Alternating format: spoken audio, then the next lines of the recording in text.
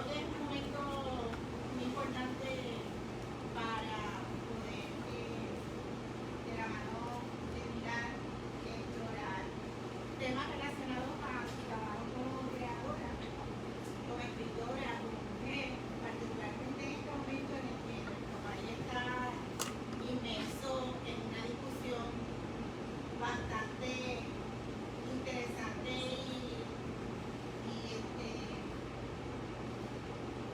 muy marcada, ¿verdad? Por muchas historias diferentes, modos, maneras de ver el rol del Estado en la intervención que tienen sobre el cuerpo de la mujer y de lo femenino. Me parece que la obra de Pilar, su novela más reciente,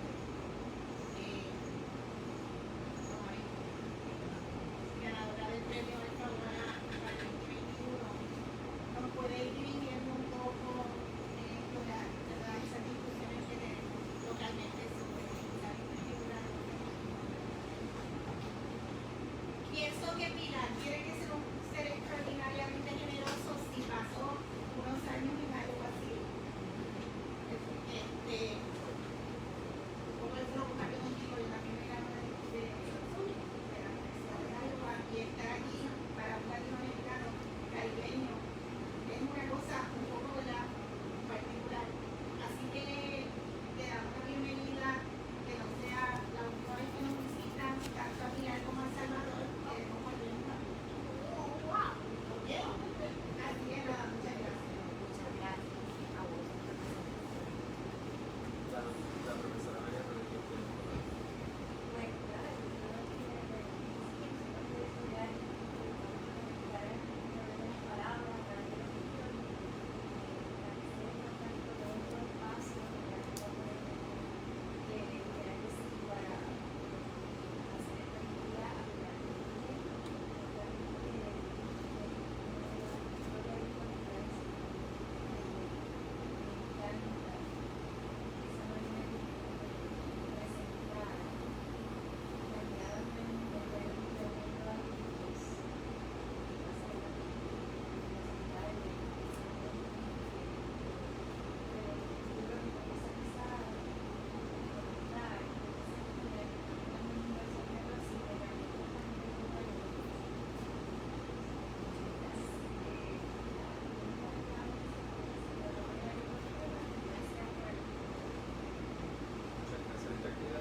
Tiene el respaldo de la Maestría de Administración y Gestión Cultural de la Facultad de Humanidades y del programa de servicios académicos a estudiantes del programa SAE de la Facultad de Estudios Generales, que hay un grupo de estudiantes que tienen clases con 30 meses, que son consideradores y que va a odiar que yo les diga esto, pero por favor levanten la mano.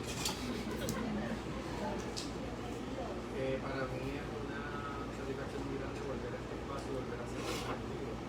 Esta responsable que nos reunimos aquí en el teatro y hoy en la facultad, si hay una abundancia de actividades, es precisamente porque de momento descubrimos que podemos volver a convocar para hablar, para profundizar el arte, estamos en su verano, así es. El fin de semana fue igual, me dicen, para beneficio de la audiencia, mirar quinta reflexión en Puerto Rico, como parte del Congreso Internacional de Escritores que se está llevando a cabo en el Centro de Bellas Artes de Caguas, que tiene programa ayer, hoy y mañana, y que ha recibido mucho respaldo, que sale en martes, miércoles y jueves, que yo decía, la gente tenía la intención de llegar a cabo, pero no pudieron, no obstante, estar con nosotros, yo lo agradezco mucho. El formato de la actividad es muy sencillo, yo tengo unas preguntas que le quiero hacer a ella para comenzar el diálogo y luego pasarle la conversación al público. Hay algunos estudiantes que ya habían preparado unas preguntas, pero fundamentalmente lo que queremos es una plática con ella sobre su trabajo, sobre su experiencia como escritora. Le voy a pedir a uno de mis alumnos, a Kevin Castillo, que lea brevemente una semblanza de Pilar. ¿Me va a hablar? No. ¿Tú te ríes? ¿Cómo no me hagas esto? No, es que yo... Ah. Perdón. Pero... Sí. De alguien para no estar así como un libro de cuentos que dice que fue seleccionada por el Gay Festival, porque quiero preguntar, ¿Gay Festival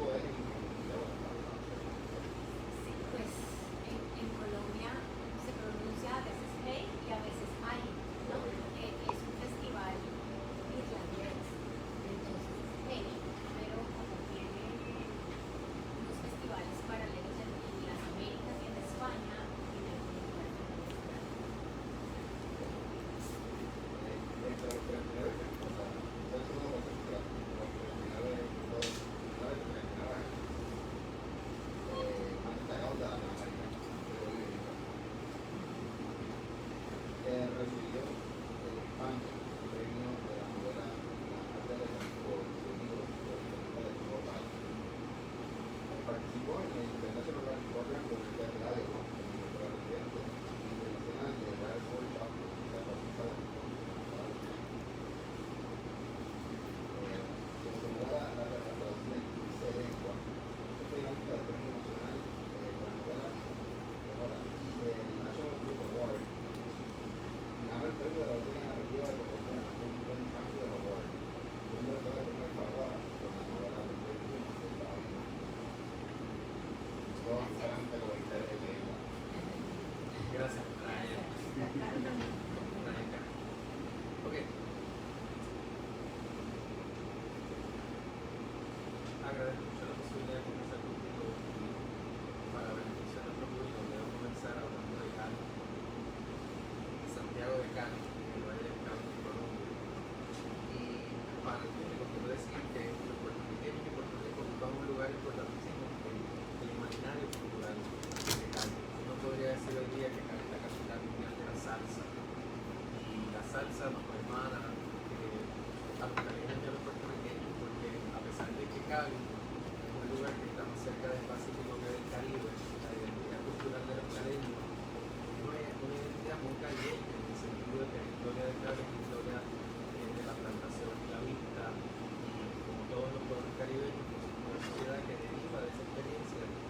Y uno aterriza en Colombia y en Cali específicamente, mira el periódico y me parece que aterrizó en San Juan porque la cartelera de artistas incluye a todos los salseros y a todos los reggaetoneros que ustedes se puedan imaginar. Entonces uno llega a Cali y dice que es puertorriqueño y automáticamente te miran como si fueras primo, sobrino de Maelo o ¿verdad? Si fueras el gran común muy cerca de ti. Así que quisiera, para beneficio del público, que nos dijeran, Cali de otra parte en nuestro imaginario no tiene esa prominencia. Entonces me quisiera preguntarte a ti, ¿qué te parece fundamentalmente puertorriqueño Sierra de Cali? Yo creo que vos lo describiste perfectamente. Me alegra no haber sido yo, porque si soy rico no me van a creer. Pero es verdad, Cali es como una sucursal de Puerto Rico, así he hablado con alguien que me dice que la capital de las salsas es Puerto Rico, la capital de las salsas es Cali, ¿verdad? Y es cierto, acá es la cuna de repente de la salsa, o New York es la cuna de la salsa, también uno de los puertorriqueños en Nueva York, y en mi imaginario yo crecí oyendo salsa y era absolutamente verdad. Y más cuando salí de Cali, llegué a estudiar a Bogotá, después de haber estado un año tratando de Nueva llegué a Bogotá y descubrí el vallenato, ¿no? Que en Colombia es un ritmo muy, pero en Cali solamente se oía salsa en ese momento, no existía el reggaetón. Entonces, si eso es una ciudad Cali es una ciudad griega, y es una ciudad en la que nosotros humanos de toda la vida, y ahora ya todo el departamento del Valle del Cauca es la provincia, el departamento donde se asienta Cali es la sembrado de Cali de nosotros. Digamos así como una extensión social muy parecida a como Puerto Rico. En todo el país, pero la ciudad líder en este sentido es Puerto Rico. Nos tocamos muchísimo. Cuando uno acaba un poquito se da cuenta que la historia musical, la conexión musical va para atrás hasta la mesa, en la época del bolero, que al presente la música ha sido una de las cosas que me recordaba a mis estudiantes que en Cali hay un salsódromo, un espacio donde las escuelas de salsa desfilan durante la feria de Cali, que es un festival anual que más se parece a un carnaval al final de año. Y hay también descubrí hace poco una relación entre la caña de azúcar y Puerto Rico, porque hay un ingenio en Mayagüez, en Cali, en un momento, ¿verdad? Cuando Puerto Rico también estaba cerrado de caña, que el conocimiento agrícola de la producción industrial de caña de azúcar se trasplantó a Cali, donde de momento lo descubrió un ingenio en Mayagüez en Cali, y aquí puede haber más proximidad. ¿Cómo describirían para un puertorriqueño lo que es ser caleño frente a otras identidades colombianas? Porque no es lo mismo ser caleño que ser costeño, que ser rolo, que ser paisa. Lo es, Colombia es un país muy diverso, grande, y los Andes de Colombia tienen una particularidad y es que se divide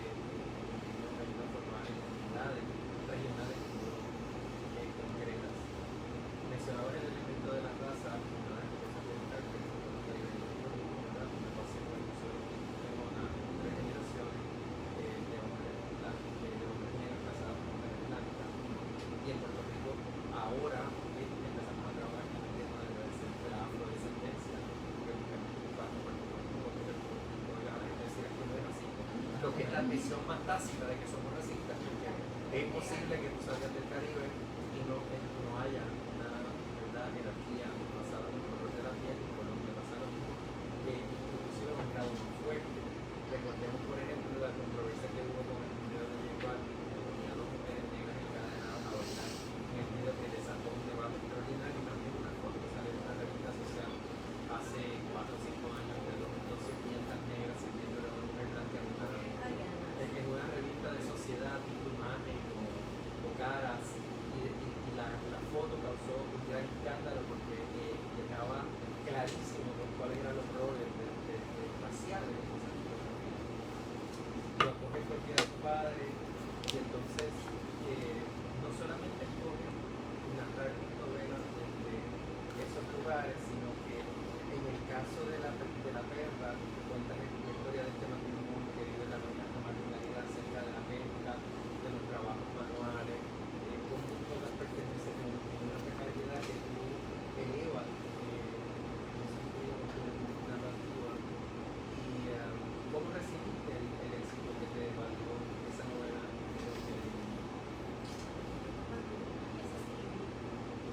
Cuando sueño con ser escritor está muy joven, pensaba que la democracia Martí era un hombre pendejo y que yo iba a superar, pero con creces, rapidísimo, porque yo era mucho mejor y mucho más inteligente. A medida que fui creciendo y que fui dándome cuenta que a los 38 había sido 100 años de soledad, y después a los 35 había que balbuceaba unos libros que me di cuenta que antes era un genio y yo era la pobre pendeja. Y luego creo que muy pronto los escritores nos damos cuenta que es muy difícil ser reconocido y que te lean y vivir de tu profesión, ¿no? Entonces, cuando antes de publicar La Perra, yo ya era una escritora que conocía su lugar y el medio literario y que no aspiraba yo aspiraba a publicar un libro que vendiera un número, que la editorial no se avergonzara y que me publicara el siguiente libro, ¿no? Que pagara la edición y que el siguiente libro me publicara. Esa era mi aspiración y con eso me terminaba con 10 de vida, pero estaba bueno, porque me quería dar caché. Entonces, y además esta novela era, la protagonista es una mujer negra que va a cumplir 40 años, mujer grande.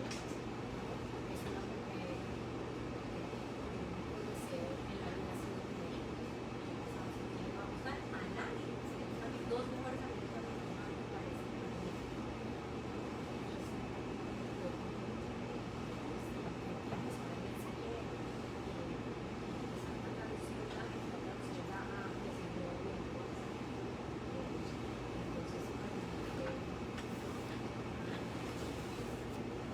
Una gran sorpresa también porque el país tiene de verdad, en comparación con García Márquez,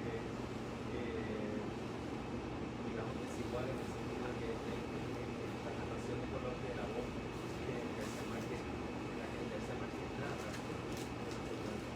una voz muy cariño, ¿no? Para nosotros reconocer la escuela se ve ese de García Márquez, pero es uno de los vectores por los cuales la música del otro, pero es interesante que una novela corta además, o sea, consigue ese éxito en una narración sencilla, acotada, muy concreta, que narra la vida de una persona que quizás con mucho bien en la protagonista, digamos, de un gran relato. Y entonces, de ese lugar, de esa mujer, pasa a la vida que está contada como al principio por una de las novelas que me llamó la atención de la novela, una reina de clase media, su padre tiene un supermercado, tiene una vida, digamos, más o menos de escuela, casa, vacaciones, etc. Pero escribe con una claridad, escribe una escritura transparente. ¿Cómo conseguiste? O sea, tienes un tono en tu manera de narrar sin adorno, sin estar rebuscada, pero profundamente sencilla, pero profundamente. Recuerdo hace un tiempo cuando salió La Perra, entonces no le puedo decir el nombre, pero estaba en un quiz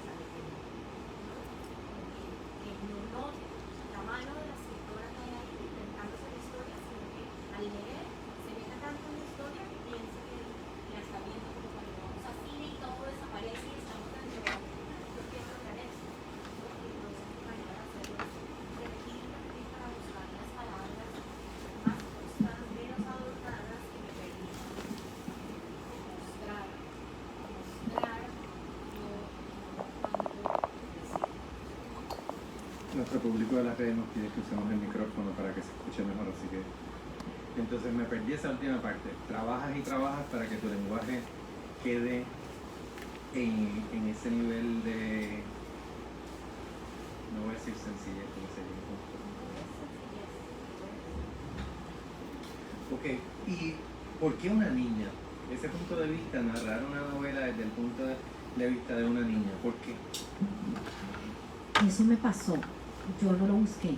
Yo quería escribir una historia gótica con un lobo y unos abismos y un personaje que tenía un ojo blanco, como siniestro, ¿no? Y esa historia empezaba con una mujer que iba manejando su carro por una carretera en las montañas de Cali, llena de curvas y abismos y neblina, y entonces tenía miedo de caerse. Así empezaba la historia. Y entonces yo recordé, yo vivía en las montañas de Cali cuando niña, en una zona con curvas y abismos, y todos los días teníamos que recorrer esa carretera para ir al colegio y luego para volver. Y alguna vez mi mamá me contó que en esa carretera se había desaparecido la mamá de una amiga de ella del colegio. Y a mí esa historia pobló mis pesadillas. Y esta mujer fue por muchos años, estuvo en boca como de los chismes de Cali diciendo que se había escapado con otro hombre, que la habían visto en una playa en Acapulco, que estaba con Julio Iglesias en no sé dónde, ¿no? Era como... Y en realidad la mujer la encontraron en los años 90, encontraron el carro y ya su esqueleto, ¿no? Era una mujer que se había accidentado en esa carretera. Pero yo crecí con estas historias y me daba mucho miedo estas historias. Y entonces a la protagonista de mi novela le puse que recordaba que su mamá le había contado eso. Yo trataba de seguir adelante con mi historia y decía, pero si voy a poner una mujer desaparecida en la historia, tengo que contar la historia de la mujer desaparecida. Entonces conté la historia de la mujer y luego, pero... Si voy a contar la historia de la desaparición, tengo que contar las circunstancias en que mi personaje de niña oyó a su mamá contándolo. Y ahí, después de tener 40 páginas, me di cuenta que yo estoy contando otra historia y no la historia gótica con el lobo y entonces desapareció la adulta y me concentré a contar la historia de la niñez. Y lo que descubrí es que para contar esa historia de la niñez, la narradora no podía ser una niña. Tenía que ser una adulta, pero yo quería contarla desde el punto de vista de la niña. Entonces, lo que hice fue algo que me pasó alguna vez en terapia con una terapeuta que me dijo que examináramos un evento de mi infancia y yo se lo empecé a contar y me dijo, así no, ahí está hablando la adulta, ¿no? Y los adultos elegimos un discurso para interpretar y narrar los hechos de la niñez, pero no estás contando lo que pasó. Me dijo, ponte en el lugar de la niña que fuiste y cuéntalo desde ese punto de vista. Y entonces lo hice y así quise contar la novela, ¿no? Las palabras son del adulto, el lenguaje es de la adulta, pero el punto de vista es de la niña que fue. No piensen que porque narra una niña la historia no deja de tener matices y complejidad. Es una niña que está observando el mundo de los adultos con toda la complejidad que supone la relación entre tu papá y tu mamá. Si tu papá le lleva 20 años a tu mamá, ¿qué supone eso? ¿Qué supone si tu mamá se siente atraída por un hombre de su edad y entonces tiene un affair a espaldas de tu papá, pero tu tía lo descubre? O sea que estamos hablando de una novela vista, ¿verdad? Que narra esa complejidad, vista de nuevo desde los ojos de esa niña, que lo plasma además, ¿verdad? Tú como escritora lo plasmas de una manera muy concreta, muy sencilla, muy coherente.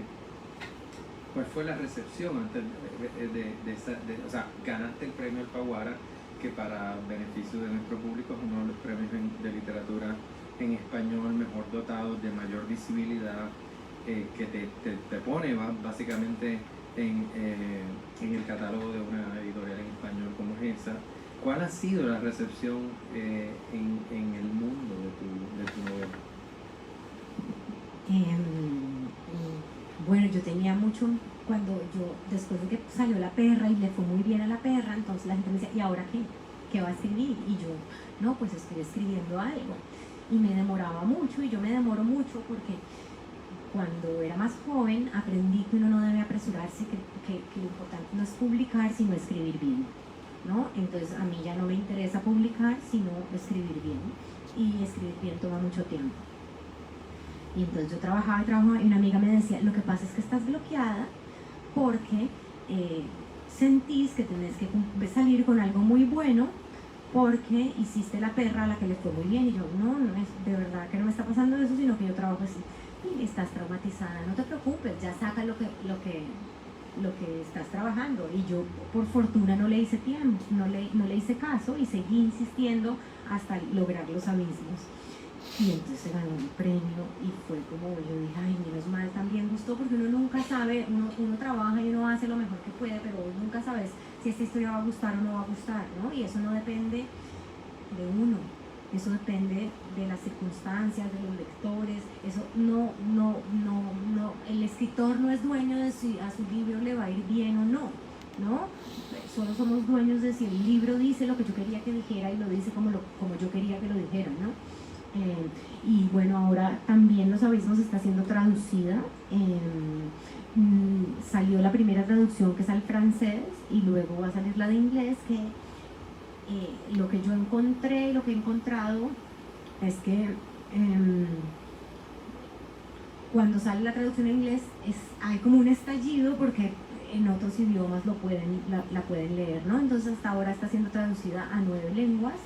Y va a salir en otoño, va a salir en Estados Unidos y en el Reino Unido.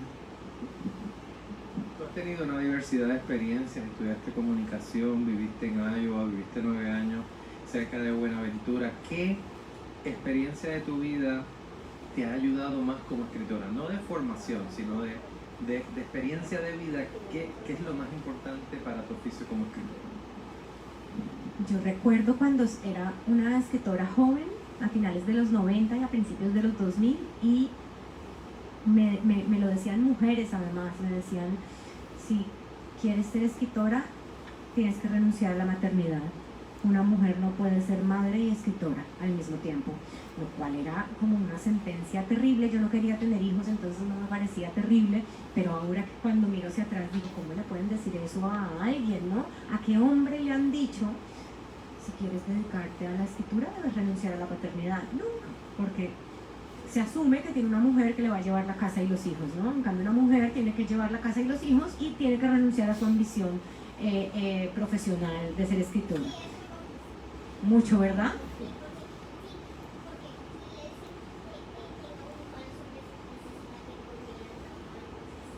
Imagínate. Entonces, bueno, me parece muy injusto viéndolo, pero a mí lo que me pasó fue que cuando tuve un hijo, fue todo lo contrario, y hubo una explosión como mía como escritora. Y yo encontré, es como si yo hubiera encontrado una beta, como si yo fuera una minera, y estaba por acá la mina ya como muy depleted, y de repente encontré una beta nueva, llena de oro, ¿verdad? Creo que es por el lugar en el que yo me ubico como escritora. Yo entendí muy pronto, cuando escribí mi primera novela, que lo que yo quería hacer era contar lo que no debía contar. Lo que mi mamá me decía, eso no, de eso no se habla. Lo que en el colegio me decían, una señorita no desea. Ahora voy a hacer libros sobre deseo, ¿no? Entendí que era eso, que cuando a mí me cerraban la boca, literalmente me salían letreros ahí. Y la maternidad es un gran evento en la vida de una mujer en el que nos está vedado hablar de la maternidad. Podemos hablar de la maternidad si decimos que es maravillosa y lo mejor que nos ha pasado y me realicé como mujer y soy feliz y mi hijo es lo mejor que me ha pasado, ¿verdad? Pero no podemos hablar de los aspectos más oscuros y del otro lado de la maternidad. Entonces eso, descubrí eso.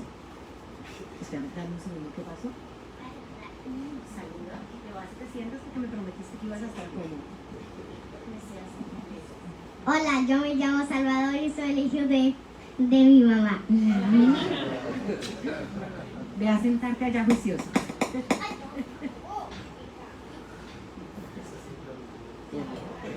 Esto también se trataba de ti, ¿verdad?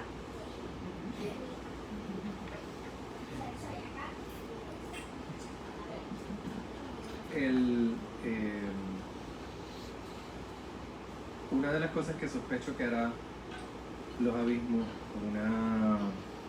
novela accesible a otras culturas es que retratas muy bien una familia de clase media, de padres que trabajan, o por lo menos un padre que trabaja y una madre que se queda en la casa, y narras muy bien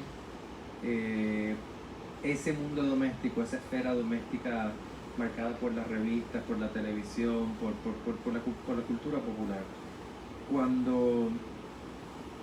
¿Cuánto de tu propia experiencia creciendo está en ese mundo que construiste a los abismos? Es muy curioso porque la gente no me pregunta si La Perra es una novela autobiográfica, ¿no? Cuya protagonista es una mujer negra y la historia transcurre en el Pacífico colombiano. Nadie me pregunta si es autobiográfica, ¿no? Y lo es, porque yo soy La Perra y también soy Damaris, la protagonista, y soy Rogelio y soy todos los personajes. Y es un poco en Los Abismos, en cambio, la gente sí le parece que esa soy yo y que es una novela autobiográfica. Y no lo es. O lo es en la misma medida en que lo es La Perra o en que lo es Coleccionistas de Polvos Raros. Yo creo que en gran medida todos los trabajos son en parte autobiográficos. Eso no quiere decir, sin embargo, que mi familia haya estado conformada así, ni que mi papá tuviera un trabajo así, ni que mi mamá fuera esa mujer, ¿no? Yo tengo hermanas, transité la infancia con ellas, pero sí que se trata sobre mis miedos infantiles, ¿no? Sobre esa niña desamparada que muchas veces me sentí. Hay algo sobre la niñez, y es que uno suele oír decir que la niñez es la etapa más feliz de la vida, ¿no? Y la gente lo repite. Yo creo que es mentira que la niñez sea la infancia, sea el momento más feliz de la vida. Yo creo que es una etapa igual que la adolescencia o igual que la adultez, con cosas buenas y cosas malas. Pero sí creo que las cosas malas de la niñez, que son muchas las que nos pasan, quedan veladas, ¿no? Y no las recordamos. Y yo creo que eso es lo que nos permite sobrevivir y llegar a la adultez, ¿no? Pero la niñez es una etapa muy dolorosa en muchos sentidos, porque despertamos al mundo de los adultos y descubrimos que la vida no es maravillosa, ni arcoíris y pajaritos, sino que la vida puede ser también terrible. Y esa es una experiencia dolorosa, ¿no? Y los niños somos criaturas desamparadas que dependemos de nuestros padres. Y si estamos en una familia tóxica, como lo son, no sé si todas, pero yo supongo que sí, casi todas. Sí, exactamente, es un pleonasmo, exactamente. Pero claro, yo en este momento, si estoy en una relación, si conozco a alguien que no se porta bien, pues me voy, chao, ¿verdad? De niño no puedo hacerlo, entonces estamos atrapados en ese mundo sin posibilidad de escapatoria. Y creo que es una etapa de la vida muy compleja, y eso era lo que quería narrar. Como lector no colombiano, las dos novelas cuentan muy bien dos ambientes. La Perra, el mundo del Pacífico, uno puede ver cómo ese mundo está atravesado por la raza y por la pobreza. Por alguna razón a mí me recuerda una novela de Tomás González que se llama Tempestad, que fue la primera vez que leí una novela sobre el Pacífico colombiano. Pero también en Los Abismos tu descripción de la casa en el campo, de la hacienda, de alguna manera, me recuerda a Héctor Abad y La Oculta, que es una novela también localizada en ese ambiente. Una pregunta, ¿la casa donde vivías en la carretera al mar? En Cali. Porque para que tenga una idea, uno no ve el mar en Cali, pero de momento hay una carretera al mar que se vuelve mítica. Porque además te dicen, detrás de esas montañas, como tú dijiste, está el mar, pero no lo ves. Se vuelve una abstracción. Y creo que precisamente por eso construyes muy bien ambientes. Has hecho escritura audiovisual, fuiste libretista. ¿En qué proyectos trabajabas cuando eras libretista y de qué trataban tus proyectos? Bueno, y lo sigue siendo. Yo escribí una película que está en Netflix en este momento, escribí una obra de teatro que sale este año con el Teatro Nacional en Colombia, entonces sigo escribiendo guiones. Fueron mi escuela. Cuando me gradué del colegio, pues a los 23 años uno no puede llegar y escribir libros y que se los publiquen. De repente puede hacerlo, pero pues no creo que esos libros vayan a tener como el calado suficiente para que a uno lo publiquen. Y de algo tenía que vivir. Entonces, y lo único que yo sé hacer es escribir, ¿no? Entonces fui libretista de televisión y escribí una telenovela del mediodía, escribí una serie juvenil y escribí una serie como de docuficción, tenía parte documental y parte ficción. Las otras dos salieron al aire y estuvieron un tiempo al aire, pero esta nunca salió. La escribí, pero no vio la luz. Esas fueron como los 3 trabajos que hice durante 3 años. La película se llama Lavaperros y es la historia, bueno, en Cali, además de la salsa, en los años 80 tuvimos un cartel de la droga muy prominente de los hermanos Rodríguez Orejuela. Entonces yo crecí en una ciudad marcada por la salsa, pero también por el cartel de la droga, ¿no? Y eso, cuando los metieron presos, empezó todo el cartel, que era unos drug lords así gigantescos, es decir, ponían presidentes, senadores, no manejaban el país. Ese era el tamaño de los drug lords en Colombia en los años 80. En los 90 los cazaron, los metieron presos, se los llevaron para Estados Unidos. Y entonces ya no había grandes carteles, sino baby cartels, se llamaban. Y esta historia es de unos narcos que vivieron la etapa de gloria y ahora están en decadencia. Entonces son en Colombia a ese tipo de narcos, que son como los segundones de un segundón, se llaman los lavaperros. Y es una historia muy violenta sobre un pequeño cartel de narcos en decadencia. Quisiera darle oportunidad en este momento al público para que también se dirija a nuestra invitada y le hagan las preguntas que quieran. Lo único que les voy a pedir es que agarren o me dejan, yo repito la pregunta para efectos de la transmisión. Adelante. Ali.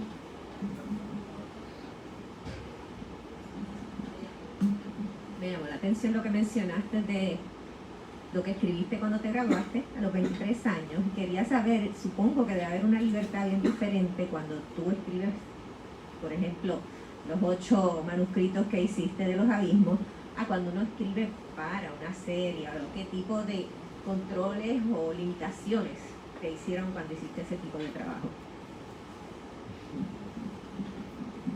Bueno, es un trabajo. Mi escuela fue la escritura de guiones, ¿no? Muchos escritores de mi generación, en mi época ya había escuelas de escritura creativa, pero no en Colombia. De repente en Colombia en aquella época había un taller que yo no conocía, y entonces la generación de escritores colombianos de mi generación es la última generación que no estudió escritura creativa, ¿no? Somos formados en periodismo o en derecho, y yo mi escuela fue la escritura de guiones. Y a mí me parece que fue una escuela extraordinaria, porque para escribir guiones tenés que aprenderte la estructura de las obras de teatro, ¿no? De dramaturgia. Y eso te enseña a contar una historia de una manera efectiva. Entonces eso fue muy bueno. Y además te enseña a crear con muchas limitaciones. Si vos querés escribir un libro y tu personaje vuela, solo tenés que hacer que sea verosímil, ¿no? Y que funcione dentro de la historia. Cuando escribía para televisión no podía tener más de 8 personajes por capítulo y 8 locaciones por capítulo, y tenía que tener un punto de giro cada tanto, y cada escena debía terminar en punta, porque en aquella época no había Netflix ni plataformas, sino eran canales de televisión. Y entonces, no sé, llegaba Rosa María, tengo que decirte algo muy importante. ¡tarán! Y se iba a comerciales, ¿verdad? Porque necesitábamos que el público volviera y necesitábamos dejar cada escena en punta. Ahora, yo creo que todos esos son trucos baratos, muy buenos, yo los uso en literatura y quedan más disimulados, pero yo trato de dejar todas las escenas en punta para que el lector siga leyendo, porque ahora tenemos los escritores una competencia muy fuerte que es internet, ¿no? ¿Tienes una pregunta? A ver, ven, pregunta. ¿Cuánto miedo te dio cuando oíste lo de la mujer muerta? Pues mucho, imagínate que tú tienes miedo de que tus papás se mueran. Todos los niños tenemos ese miedo, entonces a mí me dio muchísimo miedo. Mucho, hasta el fin del mundo y más allá. Otra pregunta.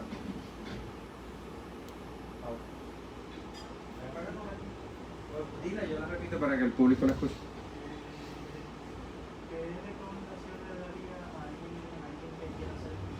¿Qué recomendación le darías a alguien que quiera ser escritor? Yo siempre doy unas recomendaciones horribles, pero entonces las voy a dar acá porque me parece que son buenísimas. La primera es que si puede dedicarse a otra cosa que no sea la escritura y puede ser feliz, mejor haga esa otra cosa, ¿no? Esa es la primera.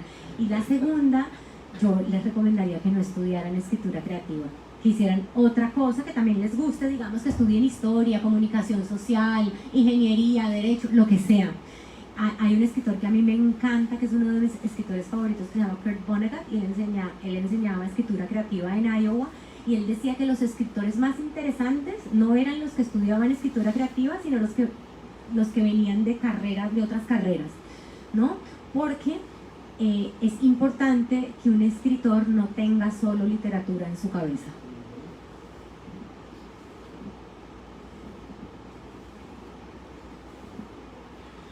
¿Qué significa para ti ganar ese premio? ¿Qué significó ganar el premio Alfaguara? Bueno, muchas cosas. Primero, una tranquilidad económica que es muy importante porque los escritores siempre teníamos vidas precarias, ¿no? Entonces pude comprar un apartamento y ahora tengo un apartamento propio. Y entonces no tengo la preocupación de pagar el arriendo todos los meses y eso ¿qué hace? Me compra tiempo para la escritura. Ya no tengo que trabajar en trabajos afines, tanto eso. También fue mucho reconocimiento, lo cual es chévere porque trae más lectores, que es lo que todo escritor quiere, ¿no? No vamos a decir que los escritores, no, yo no quiero lectores, claro que queremos lectores, pero también como el foco y las luces puestas sobre mí, para mí eso no es tan fácil, ¿no? Entonces fue un año difícil, donde tenía muchas entrevistas y que dedicarme mucho a la promoción del libro, que no es el trabajo que más me gusta. Te iba a hacer una pregunta y es relacionado a Petro y la vicepresidenta, que sabemos que es negra, y es en el sentido de, no sé, una impresión que puedas decir de ese hecho en particular, de que la candidata a vicepresidenta sea negra, ya lo que hablaste sobre Cali y toda la cuestión de lo que implica uno ser afrodescendiente, no sé. Quizás Bueno, te estoy sacando un poco, pero era aprovechando. no, está maravillosa la pregunta y me encanta que la haya hecho. En Colombia también decimos, aquí no hay racismo, ¿no? Y además crecemos con el cuento de que todos tenemos las tres sangres, española, indígena y negra, entonces que todos, pues que no hay racismo por eso, ¿no? Lo cual es absolutamente falso. Es verdadero que quizás todos estamos muy mezclados, pero es una sociedad muy desigual y profundamente racista, ¿no? En Colombia ha habido mujeres negras que han estado, digamos, han sido ministras, pero que muchas veces las ponen los políticos de turno, el gobierno de turno, como una cuota, para que vean que, ¿verdad? Esta mujer, Salvador, tienes que estarte sentado, no, tienes que estarte sentado y esperar tu turno. Era el turno del señor, luego sigue tu turno para una nueva pregunta. Y esta es una mujer que es una mujer del pueblo, es una líder ambientalista, ¿no? Francia Márquez, exacto, es una mujer que se ganó el lugar en el que está porque votamos por ella. tuvo una votación de casi 800.000 votos, que es una votación en una consulta era una consulta presidencial, ella estaba en el mismo grupo del favorito y ella quedó de segunda en esa consulta. Nadie esperaba que ella tuviera, no sé cuántos votos esperaban, pero no eso, ¿no? Hombres blancos, corruptos, compradores de votos, tuvieron 200.000 votos y esta mujer sacó casi 800.000 votos, ¿no? Y a Petro, yo creo que Petro tuvo que ponerla de vicepresidenta, porque si no, pues yo hubiera salido furiosa, a ponerme furiosa si no la pone de vicepresidenta, ¿no? Y si ellos llegan a quedar, ella no, la figura del vicepresidente en Colombia muchas veces es como ornamental, porque el vicepresidente no hace mucho, ¿no? Francia dijo que ella no quería ser solo vicepresidenta, sino tener un lugar prominente en el gobierno, quizás ministra de algo. Y para mí sería como el mayor triunfo popular que ha habido en Colombia, sería que Francia Márquez, por votación popular, llegara al gobierno. Y creo que es una muestra.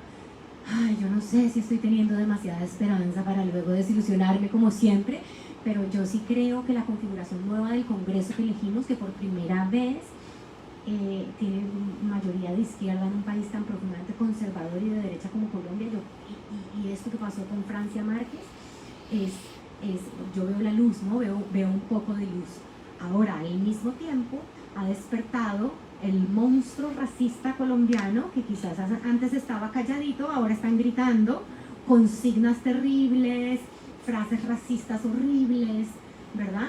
Lo cual es terrible, pero yo creo que también es bueno, porque ya no podemos decir en Colombia que no hay racismo. Ya podemos decir, mírenlos, ahí están, señalémoslos, mírenlos, están gritando en Twitter, están gritando en la televisión, porque están asustados y enfurecidos de que una mujer negra del pueblo, una líder social, esté ocupando un lugar de poder. A ver, voy a usurpar el turno. Ya que abrimos la puerta de la política, ¿no? Ahora en mayo hay elecciones presidenciales. Voy, Salvador. Tú eres el próximo. Hay elecciones en mayo. Hay mucha expectativa respecto a la carrera de Gustavo Petro, una figura que fue alcalde de Bogotá, que aglutinó una cantidad increíble de votos en las pasadas elecciones, que perdió ante el presidente actual Iván Duque, que había rechazado los acuerdos de paz. O sea, todo eso es como el entretela. ¿Cómo lo ves tú? Palpo mucho miedo en la sociedad colombiana ante un triunfo que parecería inminente de Gustavo Petro, en tanto que no ha habido una alternativa a su candidatura. Había un deseo ahí de que apareciera un candidato por el medio. ¿Cómo lo ves tú como escritora? Bueno, yo creo que Petro es una figura compleja, ¿verdad? Yo leo su programa de gobierno y digo, ya, voto por ti.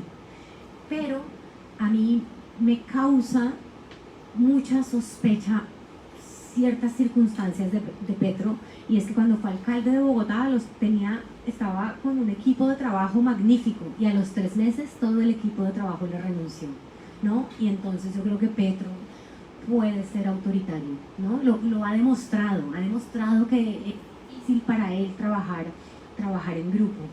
Entonces, pues yo entiendo que hay mucha gente en Colombia que tiene temor alrededor de Petro. Ahora no, a mí el temor que yo tengo es que siga gobernando la derecha, que probadamente es una derecha asesina, es una derecha que ha querido y exitosamente ha logrado dañar los acuerdos de paz. Es una derecha excluyente, es una derecha que gobierna para los ricos y no para el pueblo. Entonces el miedo, yo creo que en Colombia debe seguir siendo a la derecha y no a la izquierda, que nunca ha gobernado.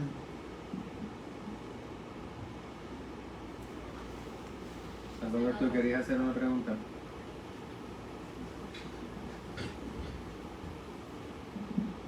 ¿Cuánta plata es el premio Alfaguara? Bueno, por fortuna no está contando secretos familiares, porque lo pueden encontrar en Google. Son $175.000.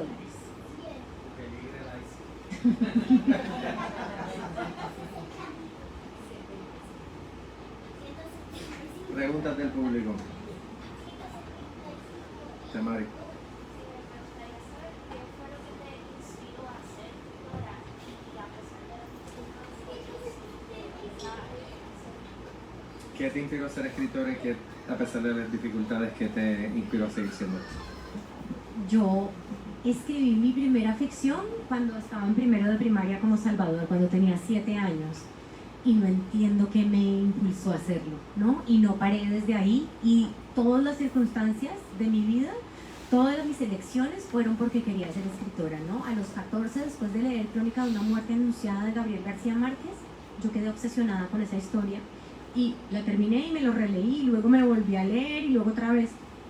Y yo ahí dije, yo quiero hacer esto, yo quiero contar historias que algún día obsesionen a alguien como esta historia me obsesionó a mí, ¿no?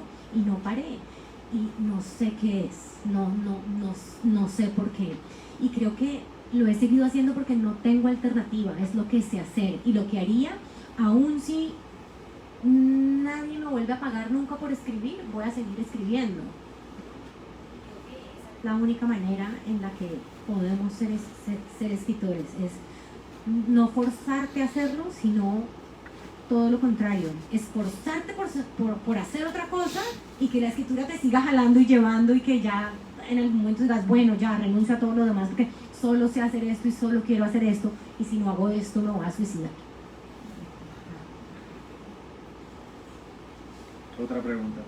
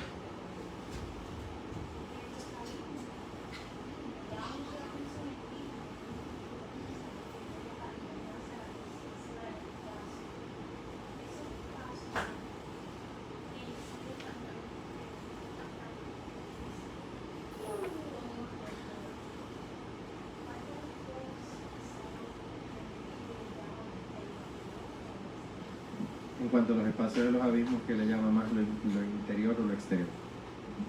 Yo creo que los dos sí son dependientes el uno del otro, ¿no? El espacio como lugar literario.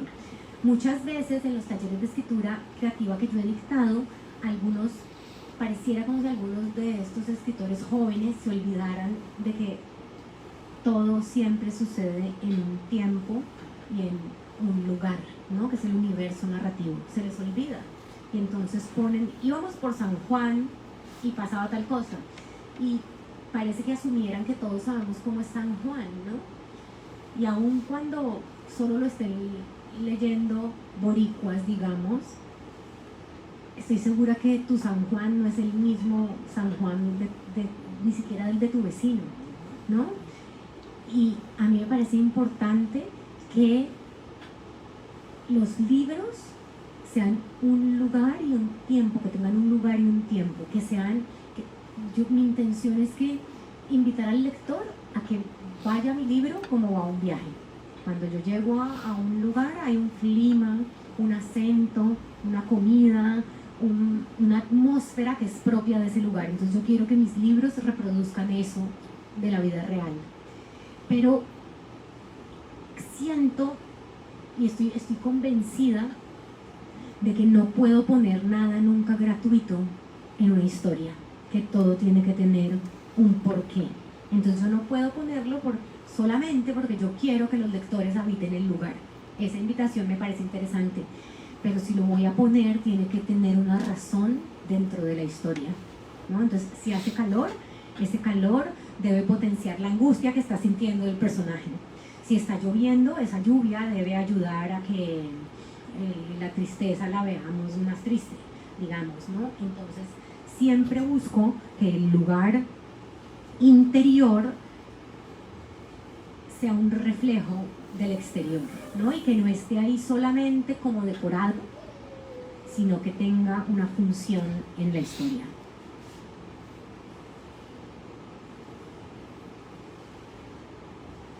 Te iba a preguntar,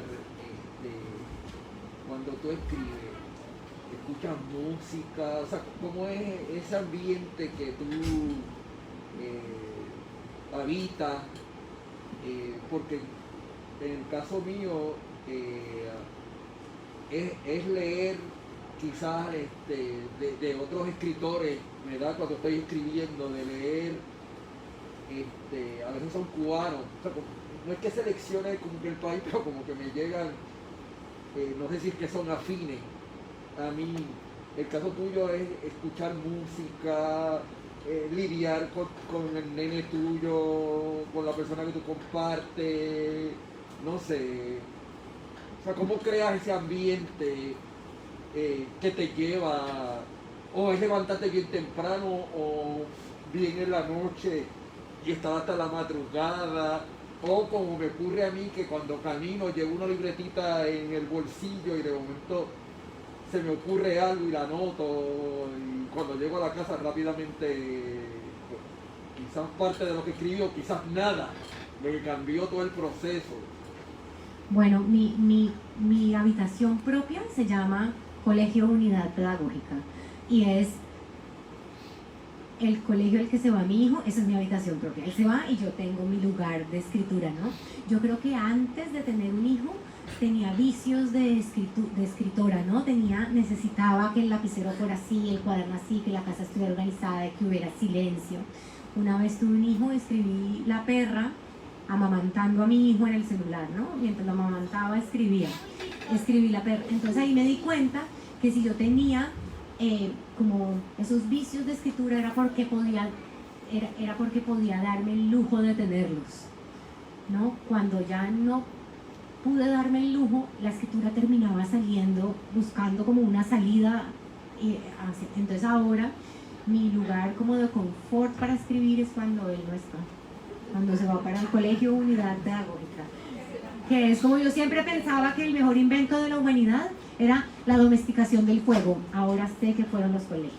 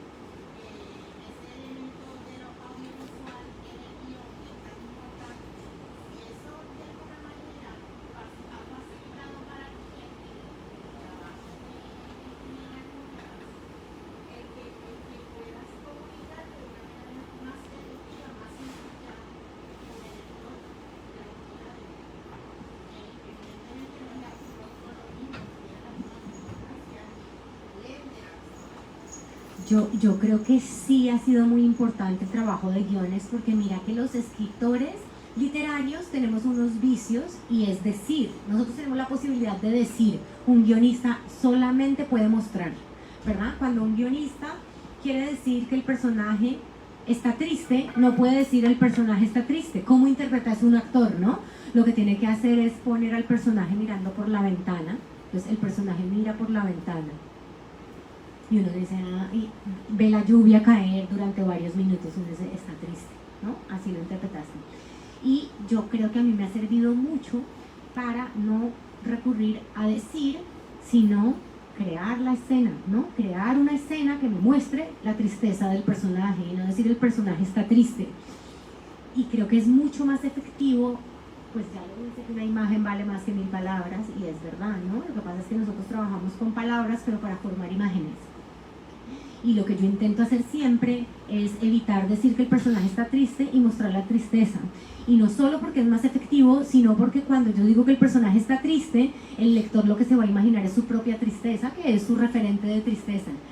Y yo lo que quiero hacer es mostrarle lo que yo concibo por tristeza para ese personaje, que el lector lo vea, ¿no? Entonces ha sido muy importante.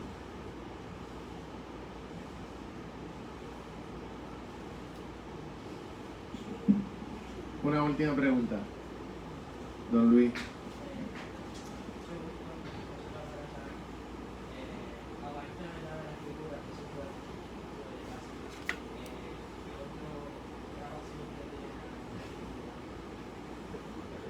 Obviamente la lectura, creo que eso sobra, pero me encanta correr. Entonces yo salgo a correr y amo correr y me gusta también mucho nadar. Lo que pasa es que Bogotá queda en los Andes a 2.600 metros sobre el nivel del mar, es de clima frío siempre, entonces las piscinas son en interiores y no me gustan tanto, ¿no? Pero cuando viví en el Océano Pacífico sí nadaba mucho más y todo el tiempo. Adelante.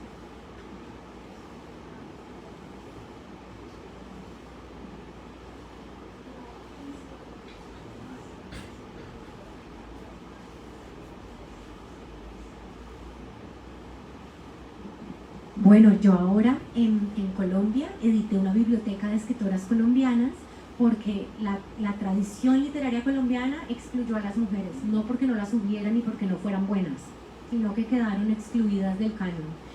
Y yo en el colegio leía a más de una docena de autores colombianos clásicos y vivos, contemporáneos, digamos, y ni una sola mujer. Y en la universidad leí también, yo creo que muy poquitas mujeres. Empecé a leerlas tarde y empecé a leer a mis contemporáneas. Y de repente con el surgimiento de movimientos feministas, del Me Too, empecé yo a ver como ese ejercicio que creo que todos los que leemos lo hicimos, que fue ver en nuestra biblioteca cuántos libros de mujeres teníamos, y muy poquitos, ¿no? Muy poquitos. Ahora yo en el colegio leí a grandes autoras como Charlotte Bronte, Jane Austen, grandes autoras clásicas. Luego en la universidad conocí a Patricia Highsmith y para mí fue fundamental Patricia Highsmith, creo que es una gran maestra. Y entonces con la Biblioteca de Escritoras Colombianas ya no solamente conocí como estas tradiciones anglosajonas de mujeres autoras. Daphne du Maurier también la leí en el colegio, que fue impresionante. Ella tiene un libro que se llama Rebeca, y en Los Abismos hay una personaje que se llama Rebeca, y es un homenaje obviamente a la Rebeca de Daphne du Maurier, sobre la cual Hitchcock hizo una película, ¿no?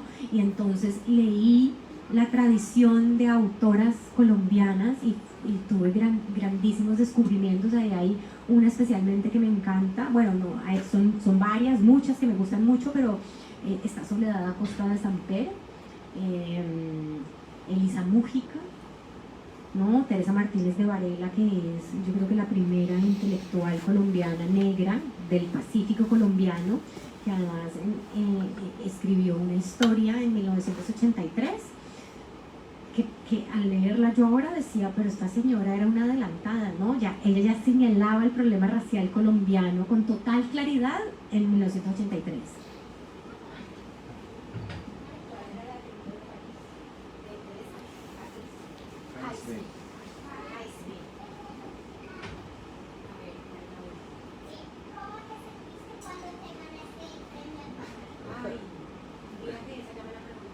No, pues ¿te acuerdas qué hicimos?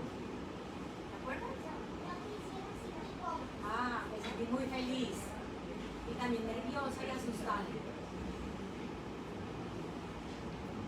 Ok, bueno, Pilar, gracias.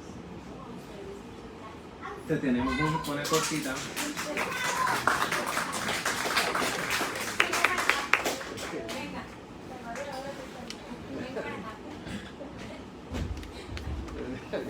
Por ahí Pablo tiene una tarjeta que le voy a pedir a todos los que están que la firmen. Pásala, si alguien no la ha firmado, está allí. Después.